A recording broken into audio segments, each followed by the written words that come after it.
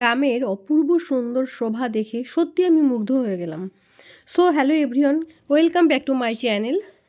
এখন আমি ফিরছি একদম বর্ডারের পাশ দিয়ে। তো আমরা গেছিলাম শ্বশুরবাড়িতে, আর সকাল এখন বাজে 11টা মতো। তো এরকম টাইমে আমরা বাড়ি ফিরছিলাম, আর দেখো রাস্তার ধারে দুই সাইড দিয়ে একদম সর্ষের ফুলের বাগান। এত ভালো লাগছিল দেখে কি বলবো।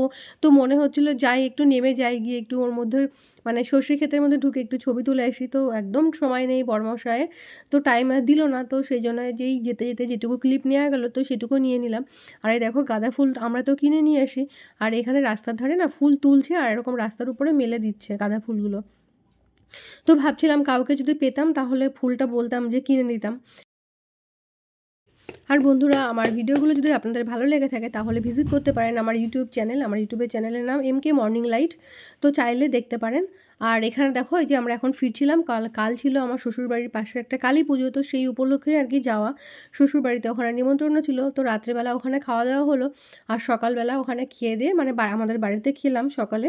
খাওয়ার পরে এই যে আমরা চলে এসেছি, আর এসে দেখো আজকে আমি রান্না করছি মানে তড়কা ডাল, তার সাথে আছে ঘুগনি। তো এটা আমার ছেলের ভীষণ পছন্দের। আমার আজকের ভিডিওটা আপনাদের কেমন লাগলো অবশ্যই জানাবেন। ততক্ষণ আপনারা সবাই খুব ভালো